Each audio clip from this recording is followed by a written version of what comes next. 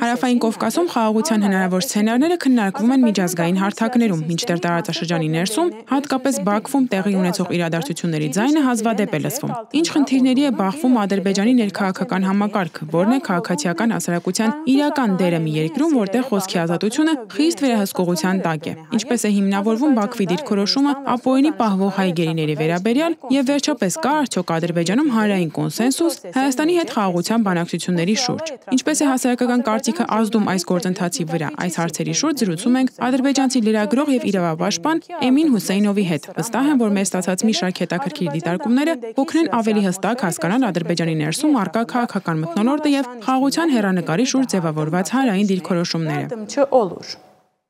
Սալամ ջենաբ Հուսեյնով, Բարև ձեզ պարոն Հուսեյնով, շատ շնորհակալ եմ հարցազրույցի իմ հրավերն ընդունելու համար։ Անցնենք հարցերին։ Ներկայումս որոնք են Ադրբեջանի ներքաղաքական ոլորտի ամենակարևոր մարտահրավերները կամ խնդիրները եւ հատկապես ինչ դեր է խաղում քաղաքացիական հասարակության ձայնը երկրի ներսում։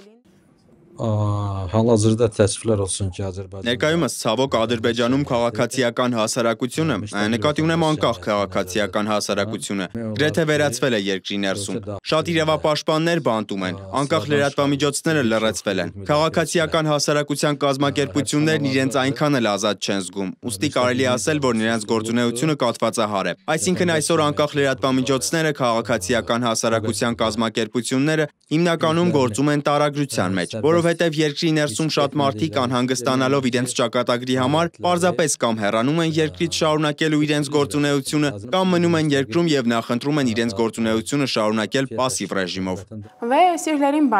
Ինչպես կգնահատեք Բաքվի պաշտոնական դիրքորոշումը հայ գերիներին եւ պահվող անձանց ահաբեկիչ անվանելու վերաբերյալ այն դեպքում, երբ միջազգային իրավունքը պահանջում է, որ նրանք ճանաչվեն որպես պահվող քաղաքացիական անձինք կամ ռազմագերիներ։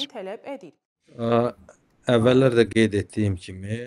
Ինչպես նախկինում նշեցի, Ադրբեջանի անկախ քաղաքացիական հասարակության համար հայ գերիների վերաբերյալ որևէ, այսպես ասած, դիրքորոշում հայտնելն անգամ իրատեսական չէ, որովհետև անկախ ՀԿ-ները լռեցվել են։ Ինչ վերաբերում է հայ գերիների ճակատագրին, ես որպես իրավապաշտպան կարող եմ ասել, որ անկախ ազգությունից կամ մասնագիտությունից, լինի դա ռազմագերի, քաղաքացիական լրագրող, սովորական քաղաքացի թե հավատացյալ, ցավոք Ադրբեջանում անկախ դատական համակարգ չկա։ Ահա սա ես կարող եմ վստահ ասել։ Հիմա մի երկրում, որտեղ չկա դատական համակարգ, որը կարող է հետաքննել հատկապես այն հանցագործությունները, որոնք միջազգային դատարանները կարող են արդարացիորեն հետաքննել համաշխարհային պրակտիկայում, ադրբեջանական դատարանն ինձ համար, ես կարող եմ ասել, որ չկա։ Ադրբեջանում գրեթե ոչ մի ազատ դատական համակարգ կոչվող հաստատություն չի գործում։ Եվ այդ պատճառով մի տեղ, որտեղ չկա ազատ դատարան, որևէ բան ասել այս կամ այն խմբերի, ազգերի, փոքրամասնությունների, հավատացյալների կամ հայ գերիների դատավարության մասին, գոնե ինքս այդ դատավարությունների մասին կարող եմ ասել, որ չեմ հավատում։ Ընդհանրապես դատարանների կողմից այս կամ այն կերպ արդարադատություն իրականացնելը ինձ համար մեծ հարցական է։ Ինչ վերաբերում է հայ գերիներին, իմ զուտ սուբյեկտիվ կարծիքն այն է, որ մենք հնարավորություն չենք ունեցել անկախ դատական մոնիտորինգ իրականացնել հայ գերիների նկատմամբ։ Մենք այս դատական գործընթացը տեսել ենք միայն հեռուստատեսությամբ, եւ ինձ համար այնտեղ տեսածս մի բան էր, ոչ մի նորություն, ոչ մի անակնկալ չերևաց։ Լավ կլիներ, որ օրինակ համագործակցեին ինչ-որ միջազգային տրիբունալների հետ, ինչպես Հարավսլավիայում օրինակ, երբ պետությունները միմյանց փոխադարձաբար մեղադրում էին, ավելի ճիշտ կլիներ, որ դատավարությունը իրականացվեր միջազգային դատարանի կողմից։ Եթե մեղք ունեն, մեղքն ապացուցվում է, պետք է պատժվեն։ Եթե մեղքը չի ապացուցվում, գոնե ազատ եւ արդար դատաքննության հնարավորությունը ապահովված է։ Ադրբեջանի կառավարությունը որոշել է, որ այդ անձանց ինքը դատի։ Ես որպես իրավապաշտպան կարող եմ միայն ասել, որ այս դատավարությունների մոնիտորինգը չեն կարել։ Անելն էլ հնարավոր չէ։ Ոչ միայն այս դատավարությունը, այսօր Ադրբեջանում քաղբանտարկյալների դատավարությունների մոնիտորինգը հնարավոր չէ իրականացնել։ Քիչ թվով լրագրողներ, որոնք ցանկանում էին դիտարկել իրենց գործընկերների դատավարությունները, նրանց էլ չեն թողնում։ Այդ պատճառով իմ դիրքորոշումը հետևյալն է։ Եթե ադրբեջանական դատարանը չի կարողանում ազատ եւ արդար դատաքննություն անցկացնել ադրբեջանցի լրագրողների համար, ապա ինչպես կարող է ազատ եւ արդար դատաքննություն անցկացնել այլ անձանց համար, որոնց մեղադրում են հանցագործությունների կամ, ինչպես իրենք են ասում, ահաբեկչության մեջ։ Անձամբ ինձ մոտ սա հարցեր է առաջացնում։ Խոսենք Ադրբեջանում Հայաստանի հետ խաղաղության պայմանագրի շուրջ ընթացող բանակցությունների վերաբերյալ հանրային կարծիքի մասին։ Որքանով է այն ազդում կամ ինչպես է այն արտացոլվում եւ կա արդյոք հանրային կոնսենսուս Բաքվում այս հարցի շուրջ։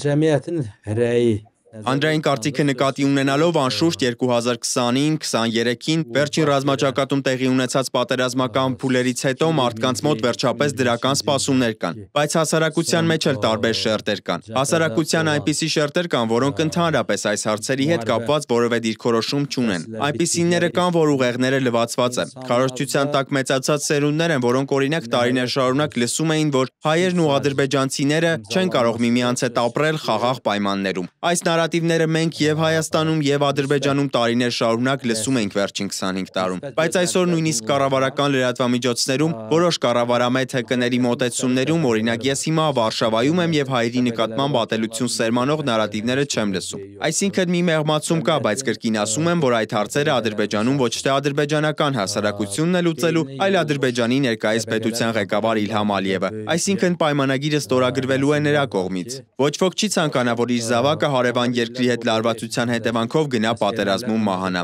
Եվ Հայաստանում եւ Ադրբեջանում հազարավոր մարդիկ, զինծառայողներ կյանքից հեռացել են, եւ մարդկային կյանքը, երիտասարդ սերնդի ճակատագիրը հասարակության բոլոր նորմալ շերտերին հետաքրքրում է։ Այսինքն ոչ ոք չի ցանկանում, որ պատերազմում կրկին նոր զոհեր լինեն։ Երկրում գոնե նույնիսկ սովորական մարդիկ էլ են հասկանում, որ եթե խաղաղություն եւ անդորր գա, գուցե դա դրական ազդեցություն ունենա այդ մարդկանց կյանքի վրա, որովհետեւ գոնե Հայաստանի, Ադրբեջանի կամ Վրաստանի միջև նոր տնտեսական կապերի ստեղծումը, Թուրքիայի, Ադրբեջանի հետ Հայաստանի տնտեսական համագործակցության ամրապնդումը կամ ակամա յուրաքանչյուր կողմի եւ Հայաստանին, եւ Ադրբեջանին, եւ Թուրքիային, եւ Վրաստանին անշուշտ կհանգեցնի նոր ներդրումների հնարավորությունների ստեղծմանը։ Երբ դա տեղի կունենա, Ադրբեջանի կողմից կարող եմ ասել, որ ամեն ինչ կախված է մեծ պետությունների քաղաքական կամքից, հատկապես այսօր Ամերիկայի Միացյալ Նահանգների եւ նախագահ Թրամփի քաղաքական դիրքորոշումից, բայց Հայաստանի եւ Ադրբեջանի ղեկավարների մոտեցումներում էլ որոշակի փոփոխություն է նկատվում։ Եվ անցյալ շաբաթ Նիկոլ Փաշինյանը Ստրասբուրգում վեհաժողովի առաջ ելույթ ունեցավ, քննարկեց Ադրբեջանի, Հայաստանի միջև ապագա խաղաղության պայմանագրի ստորագրման հետ կապված առկա իրողությունները։ Փաշինյանին շատ հարցեր տվեցին, նույնիսկ մի բրիտանացի պատգամավոր հարց տվեց Զանգեզուրի միջանցքի մասին, թե որն է ձեր դիրքորոշումը դրա վերաբերյալ։ Փաշինյանն ասաց, որ այլևս Զանգեզուրի միջանցք չկա, կա Թրամփի միջանցք։ Այս միջանցքի անունը եւ Ադրբեջանի քաղաքական ղեկավարությունը եւ Հայաստանի քաղաքական ղեկավարությունը ընդունում են Trump Road for International Peace and Prosperity անվանումով եւ խորհուրդ տվեց բրիտանացի պատգամավորին, որ այսուհետ այս ճանապարհը եւ այս նախաձեռնությունը անվանի հենց TRIP, այսինքն արդեն երևում է, որ Ամերիկայի Միացյալ Նահանգների միջնորդությամբ ընթացող գործընթացը եւ Հայաստանի եւ Ադրբեջանի ղեկավարության կողմից լուրջ է ընդունվում։ Եվ մենք սրանից առաջ էլ շատ ավելի գործընթացներ ենք հետևել եւ երբեք չենք տեսել խաղաղությանն այսքան մոտեցում։ Հիմա կրկին ամեն ինչ կախված է քաղաքական կամքից։ Շատ շնորհակալ եմ հարցազրույցի համար, ցտեսություն։ Շնորհակալ եմ։